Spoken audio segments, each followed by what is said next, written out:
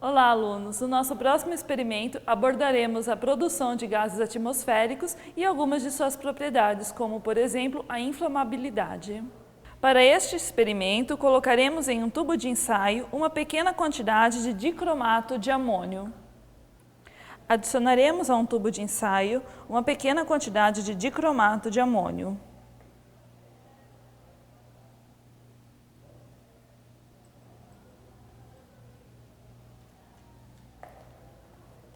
Iremos agora aquecer o sólido dentro do tubo de ensaio com a ajuda de um bico de Bunsen.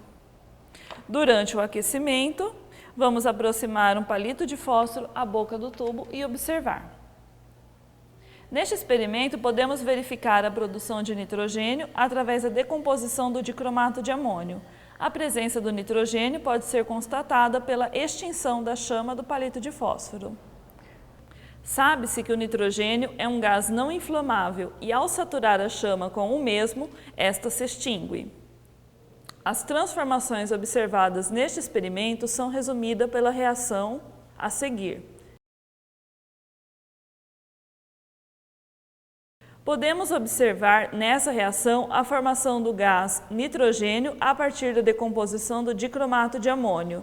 Outra evidência da ocorrência dessa reação é a formação do óxido de cobre, Cr2O3, evidenciado pelo sólido verde que resta no tubo de ensaio ao final da reação. Um outro gás presente na atmosfera é o oxigênio. Vamos simular a produção do oxigênio agora utilizando o clorato de potássio. Adicionaremos a um tubo de ensaio uma pequena quantidade de clorato de potássio.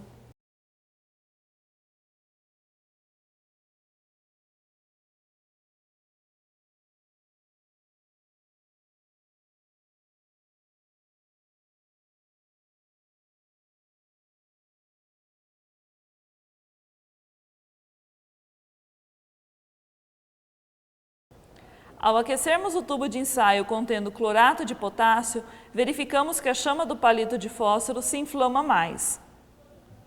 O aumento da intensidade da chama é explicado pela formação do oxigênio gasoso, segundo a reação.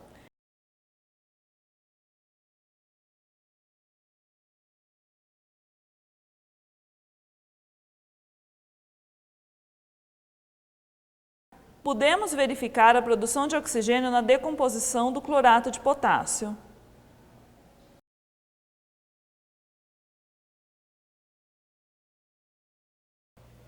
Uma outra forma de acelerarmos a decomposição do clorato de potássio é utilizando catalisadores, por exemplo, o dióxido de manganês. Adicionamos uma pequena quantidade de clorato de potássio ao tubo de ensaio e agora adicionaremos uma pequena quantidade de dióxido de manganês.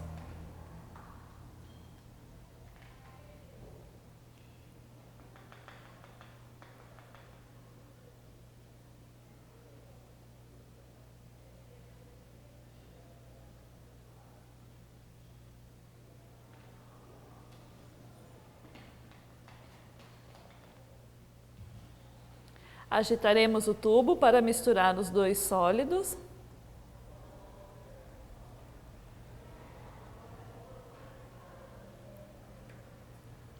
E iniciaremos o aquecimento com o auxílio de um bico de Bunsen.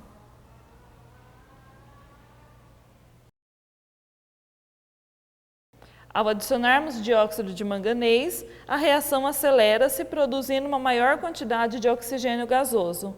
Isso pode ser observado quando reaproximamos o palito de fósforo à boca do tubo de ensaio e a chama inflama-se com maior intensidade.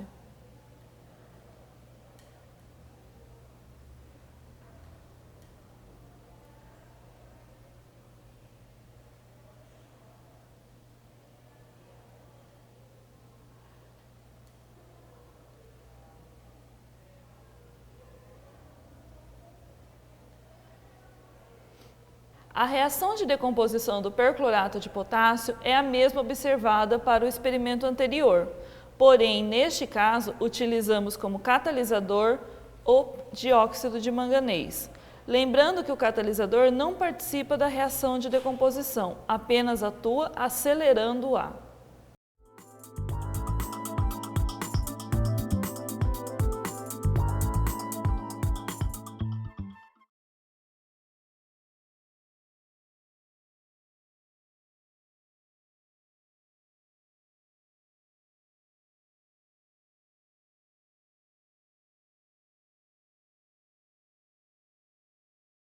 Olá! Neste experimento abordaremos as propriedades ácidas e básicas de alguns óxidos, utilizando o conceito de chuva ácida.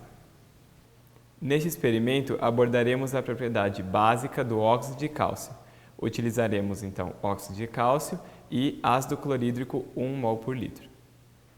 Adicionaremos óxido de cálcio a um becker.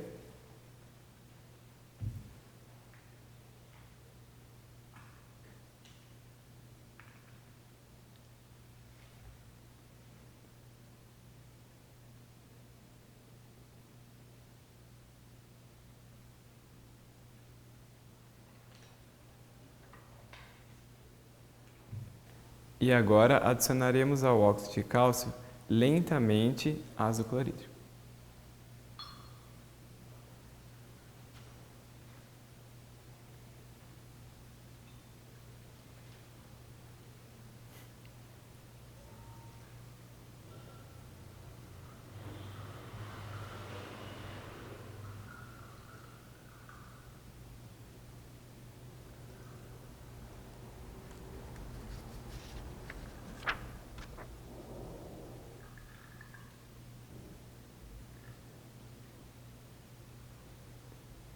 Ao homogeneizarmos essa solução, observaremos a formação de uma solução leitosa.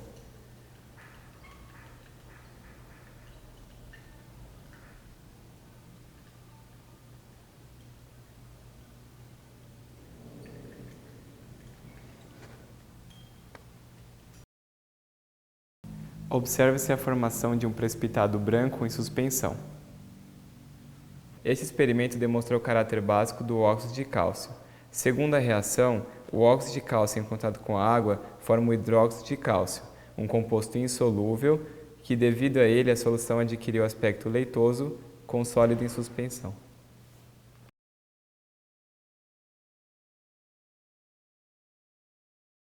Nesta parte do experimento, vamos verificar a propriedade ácida do dióxido de carbono. Temos aqui um becker contendo uma solução levemente básica de hidróxido de sódio com fenolftaleína. Repare que a solução é rosa clara devido à fenolftaleína em solução básica. Agora iremos soprar e observar as transformações ocorridas.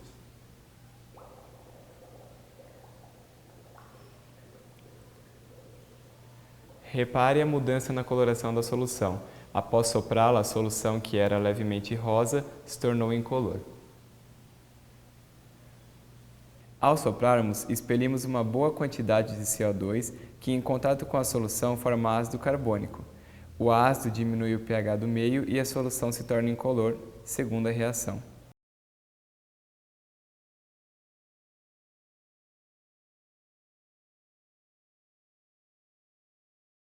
Neste experimento, vamos verificar o caráter ácido do óxido de nitrogênio.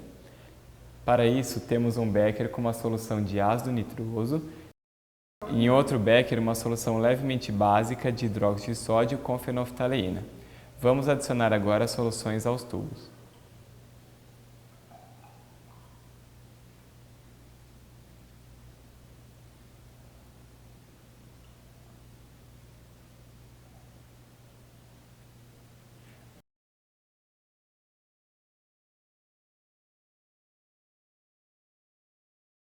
Agora vamos conectar os dois tubos de ensaio com um tubo em forma de U.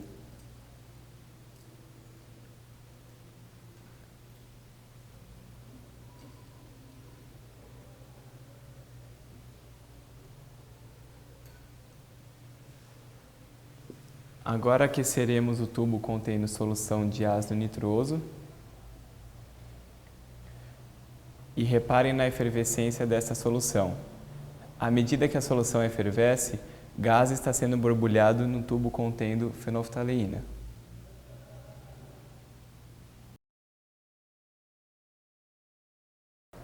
Aos poucos, podemos observar que a solução contendo base fenolftaleína se descolore.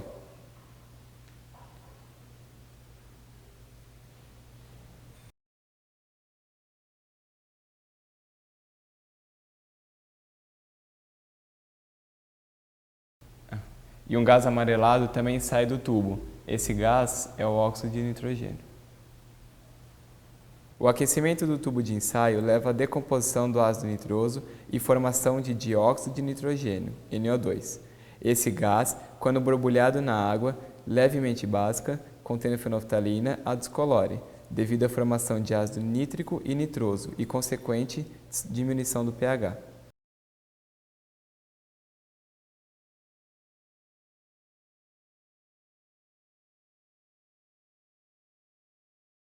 Esses experimentos demonstraram o caráter ácido dos óxidos dos elementos da família 14 e 15. Observando esses experimentos, podemos verificar que o caráter básico diminui da esquerda para a direita na tabela periódica, e o inverso é observado para o caráter ácido. A chuva ácida é formada a partir da reação dos óxidos de carbono, nitrogênio e enxofre com água, formando seus respectivos ácidos. O desgaste de monumentos e estátuas deriva-se da reação dos carbonatos e óxidos básicos que as constituem com os ácidos da chuva, formando produtos solúveis em água. Uma maneira de minimizar os estragos provocados pela chuva ácida é diminuir a emissão desses gases na atmosfera.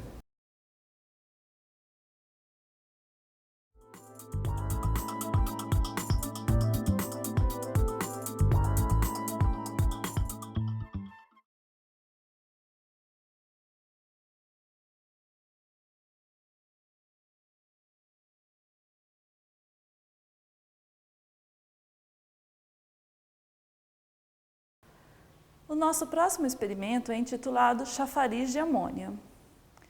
O objetivo desse experimento é preparar a amônia e verificar as propriedades básicas desse composto obtido. Para isso, nós vamos utilizar o sistema montado na figura e o outro sistema que nós vamos montar posteriormente na figura 15. Nós temos aqui representado o sistema da figura 14. Ao tubo de ensaio, nós vamos adicionar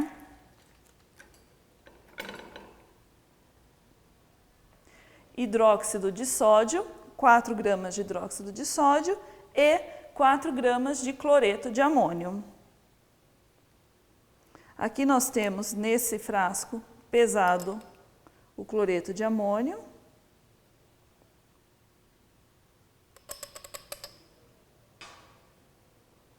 E agora vamos adicionar o hidróxido de sódio.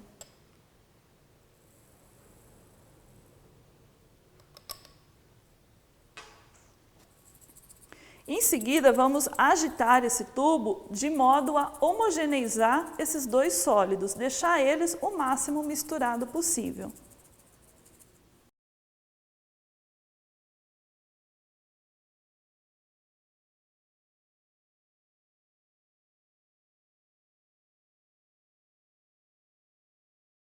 À temperatura ambiente, esses dois sólidos já começam a reagir produzindo amônia. Essa produção nós vamos evidenciar pelo borbulhamento dessa solução. O gás produzido passará por todos esses tubos, sendo acumulado dentro deste balão. A entrada do gás amônia produzido vai expulsar o gás contido aqui dentro, que vai escapar por este outro tubo, sendo borbulhado nessa solução. Quando o balão estiver saturado de amônia, essa começará a sair pelo tubo.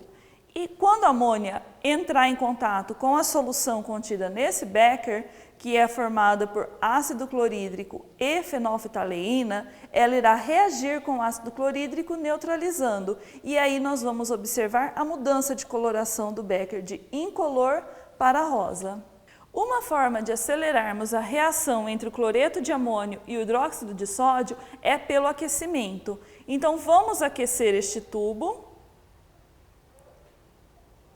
e, paralelamente a isso, vocês vão observar uma maior formação de gás, evidenciado pelo borbulhamento da solução.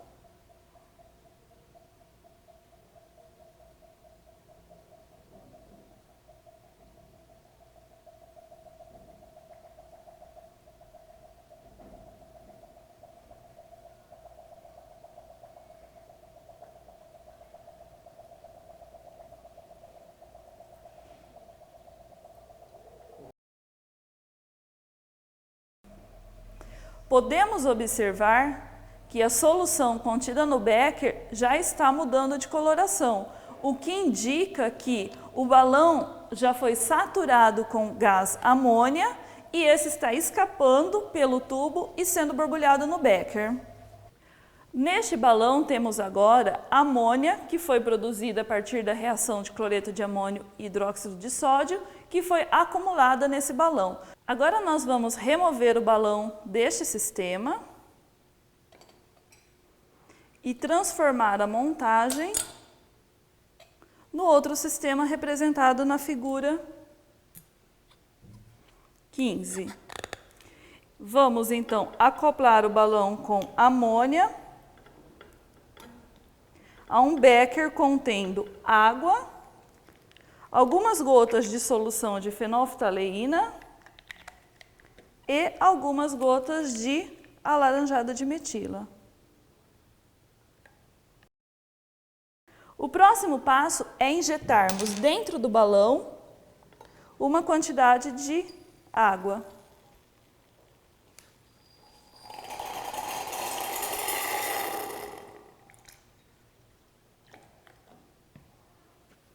Onde podemos então observar o efeito chafariz dentro do balão. Por que esse efeito acontece?